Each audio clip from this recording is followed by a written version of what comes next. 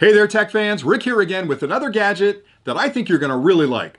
The product is called OBSBOT Tiny, and it's a USB-C powered, artificially intelligent Ptz webcam. Now, I know that's a lot to unpack, and I'll explain what all that means in a minute, but before I get too deep into the review, in the spirit of full disclosure, I wanted to let you know the company sent me this for review. But they didn't just pick me out of thin air. I've been following these guys ever since they were on Indiegogo with their original camera because I'm always looking for nerdy things out there that are kind of cutting edge. And the minute I saw they were making a webcam that was smaller, I immediately started emailing them saying, hey, I'd love to review that on the channel. Hey, why don't you send me one of those? And it took a little while, but eventually they got back to me and said, hey, we'd love to have you do the review on the channel. So they sent me one, and that's the one I'm going to review today. Now, I've been using this product for the last couple of months, and I'm in love with it because it's a webcam, but it does so much more. Because of the artificial intelligence built into it, it's just way smarter than anything you're using today. So I'm going to go through the review, starting with an unboxing to show you everything that's included with the kit. And then I'll talk a lot about the artificial intelligence and the features that are built into this because it is almost like a next generation webcam in so many different ways. And with all of us working from home or doing Zoom meetings or talking to friends over Zoom, having a camera like this that makes things simpler for you is just a home run in a lot of ways. And then I'll come back and actually show you a couple of demonstrations of how it works with a computer, and I'll show you some of the cool features that are built into it. And it's going to blow your mind, quite honestly. It's really that cool. All right, so let's get started with the unboxing. So when you pop open the box, you'll find the OBSBOT Tiny, which is the camera itself. You'll also find a really nice USB cable. It's got a USB-A in this end, which connects up to your computer, and a USB-C on the other end, which plugs into the back of the camera. You don't need any more power. That's all the power you need to operate this product. So one cable and you're good to go. They also include a really nice mount that has a magnet on the base here, and you can hang this off the back of your laptop screen just like that. And this will adhere right to the top of it and sit there. In addition to that, it's got a 1/4" 20 turn on the bottom, so you can use a tripod with it as well if you'd like to do that. I know a lot of people like to have cameras on their desk, or maybe they'll set it up on a tripod in front of them. Also included with the kit is a warranty card and instruction manuals, but I promise you, you're not going to need that because one of the best things about this camera, unlike all the webcams on the market today, is that when you connect it up to your computer, it takes about 5 seconds where it does a handshake with your computer, whether you're running an Apple product or a Windows product, and it says, hey, I'm out here, do you recognize me? And the computer goes, yep, I know who you are, and you can immediately start using the camera. A lot of other webcams out there make you download some software package that's monstrously big, and it only works with certain versions of the operating system, and what a headache getting that stuff working. This one, you plug it in, it starts working, and you're off and running. So that's one of the main advantages of it. So let's break down. First off, let's start with the name, OBSBOT. That doesn't roll off the tongue that well. So I thought to myself, did marketing take a vacation? Like, how did you come up with a name like OBSBOT? And I couldn't really find an answer for it, but then I was thinking about it. That's a brilliant name because the first part of it, the OBS, there's a software package out there, right? The open broadcast software that a lot of us use for streaming. So that's where the OBS came from, I think. And the second part, the bot, it's a robot. It's got artificial intelligence built into it. In a lot of cases, it's smarter than the person looking into the lens. So, and I'll get into those features now, but that OBSBOT, even though it's a little clumsy to say, I totally get it. Now, it's called the Tiny. As I mentioned before, the company had a larger version that came out first, which again is a brilliant camera. It basically goes up on a tripod and it'll follow action in the field. It'll do zooms, all kinds of cool stuff. Well, this is a smaller version, and it's almost like they took that larger camera, which I think was called the Tail, and put it in some kind of shrink machine and actually shrunk it down to get it this tiny. The features that are packed into this still blow my mind that they can fit everything into this camera as small as it is. All right, so some of the features that are artificially intelligent, because that's a term that everybody throws around. It seems like nowadays you can have a broom and they'll call it artificially intelligent. That varies so much from product to product. So when I hear it's artificially intelligent, I got to think about it a little bit. What are you doing exactly? How smart is it? And how much does it rely on the computer it's connected to? Well, I'm here to tell you, all the AI functions are built into the base of this unit. So essentially, it's a standalone unit that can do everything it can do connected to a computer standing on its own. And I'll show you that in a minute. But some of the artificial intelligent features you might care about, it has two features that I think are brilliant that every other cam out there suffer from. And that's auto white balance and auto exposure. This is smart enough to look at a scene, and if the lighting changes or you move in and out of a light, it's going to adjust both the white balance and the auto exposure to keep you in perfect focus and give you the best possible look. So many times when you hook up a webcam, you end up with, I do anyway, with a purple face or a red face, and I'm in there tweaking the settings or whatever, trying to get it right. And then if I move a little bit and the lighting changes, everything goes wacky on it. This one is constantly adjusting the auto exposure and the white balance to give you the best possible picture. So that's the first thing. It takes all the headache out of operating the camera. The second thing it does, which I think is, again, brilliant, is that I can hold up my hand, it locks onto me as a subject,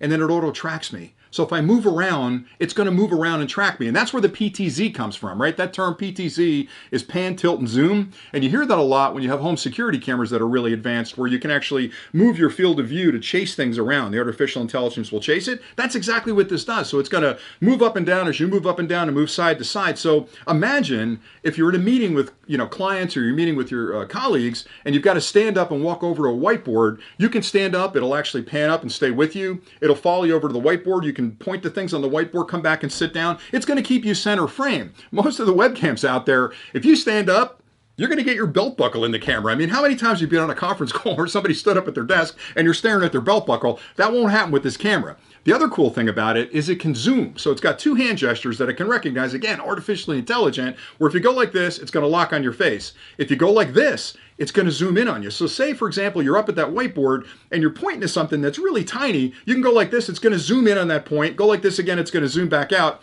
And again, all that brilliance is built into the base of the unit. So it really is an incredibly smart product. I love the fact that I've got a magnetic mount with it. I can also put it on a tripod with the quarter 20 on the bottom, and all that stuff happens pretty much automatically. So those are some of the features that are built into it. Now again, there are other cameras on the market that are PTZ webcams, and I've tested a bunch of them. The challenge with most of them are, number one, they're big. They're big and ugly, quite honestly, but they require a ton of software on the laptop or the computer you're using. And that's a headache because operating systems change. Maybe you need certain drivers, or maybe you need some version of Java to make it work. With this one, everything's in the camera. So it's drop dead simple to use it. It's brilliant when it's working. And again, it isn't just a couple of cool tricks that are built into it.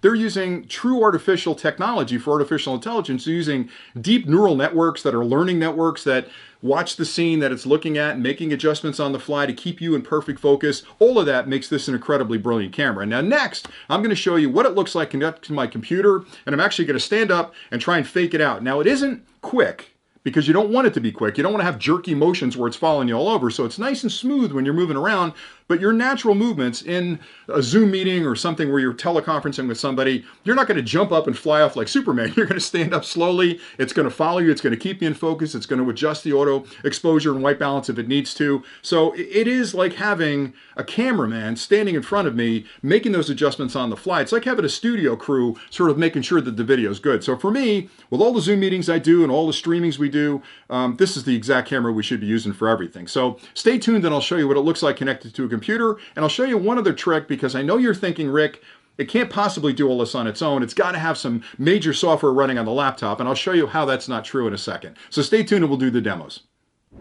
Now I'll show you how simple it is to use the OBSBOT Tiny with your own computer. Now this laptop is nothing special. I promise you, I haven't downloaded any complicated software to get this product working, and that's one of the things I love about it. It really is just plug and play simple, but it happens to be the laptop that I use all day long when I'm video conferencing with clients, or at night if I'm opening a Zoom or a Skype call with the family, or maybe I'm live streaming to YouTube. This is my go-to computer. Now if I'm being lazy, I'll use the embedded camera on the front screen because it's simple. I just boot up the computer, camera's available, I can start streaming or I can start video conferencing immediately. The problem is the quality's horrible. It's like 720p. So by moving to an external camera like this, that's 1080p, 60 frames a second, all of a sudden I've got brilliant video. The challenge is I could use another webcam and clip it to the top, but then I've got to deal with sort of getting the screen right where I'm in the middle of the frame. And if I happen to reach for something on my desk, or maybe I go for a cup of coffee, all of a sudden, Rick's off the screen. What happened to Rick? So, I don't want to deal with that. The fact that this is artificially intelligent and it has that PTZ function where it's going to lock on me and follow me around, I know that I'm always going to be in the center of the frame and it's going to be a great picture. And that's important because, let's be honest, if you're on a long conference call, you're going to get fidgety. You're going to reach for stuff, and nobody likes a jittery screen where you're jerking around there. So everything you need is built into the unit. Now to use it, it couldn't be simpler. It comes with a mount that folds out. It's got a little metal piece on the top here. It's magnetically attached to the bottom. You want that on the top. Then you want to spin this around and sort of curl it in like that. And you're going to lay this on the top of your screen right here. And you want to make sure that that's level. And then it magnetically attaches here. You just snap it on the top. But first you got to connect it up to your computer. So it comes with a USB-C cable. So on one end you've got a USB-A. That connects up to your computer. The other end has a USB-C connection on it, which plugs into the back of the camera. So once you make that connection, just pop it on the mount like that. You want the logo to be facing you, so you should see the OBSBOT in the front. It's going to take a second or two for it to actually spin up. Now I've opened up a program on my computer here that will record my screen. So I've got to let it know the camera's there. It's ready to go. And I have a couple of choices here. I can use my camera or internally, or I can use the OBSBOT, and I'm going to pick the OBSBOT. One thing I didn't mention earlier is that there are microphones built into it as well, and I'm going to pick that microphone. It actually has a set of microphones that are almost 360, so almost surround sound, picking up great audio. It also has noise canceling built in, so if you're at home on conferences and there's a lot of noise around you, this is going to cut down on that background noise. So I'm going to use the internal microphone there. All right, now that I've got that set up, let me center this. I'm going to actually show you some of the functions. So let me start the recording. All right, now I want it to lock on me because I'm going to set up that Ptz tracking. So you hold up your hand like this, it blinks 3 times and it comes up with a green bar, and then you know it's tracking you. Now watch this. I'm moving to the side, it's tracking me. Let me move this way. It's tracking me. Now I'm going to give it the belt buckle test like I mentioned before. I'm going to stand up and let's see if it stays down at the belt buckle level. Now it's tracking me. It's coming up. Now it's coming up slowly, but that's what you want. You don't want a camera jerking around in there sort of, oh, what's going on there? Is there an earthquake going on at Rick's house there? It's nice and smooth. I like that an awful lot. All right, one other feature it's got built into it is the zoom function. So let me do that. And the way you instigate the zoom function is you go like this. It recognizes that and it pulls in. So there I am full screen. Now let me get it back out. Okay, it's going to recognize it again. I think so. Let me get back a little bit so I can see it.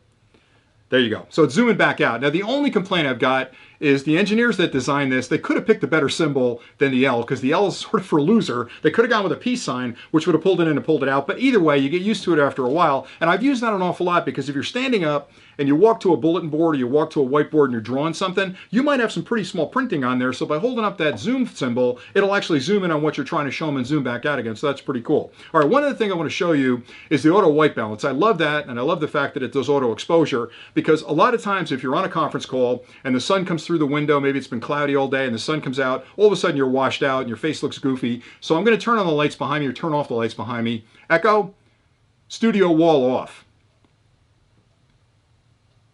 It got dark behind me. You notice my face didn't change? My face is exactly the same white balance as it was before, and that's because of the artificial intelligence built into it, holding that white balance and that auto exposure. Now let me turn it back on. Echo, studio wall on. Now watch my face. I'm not sure. Uh-oh, she's confused. Echo, studio wall on.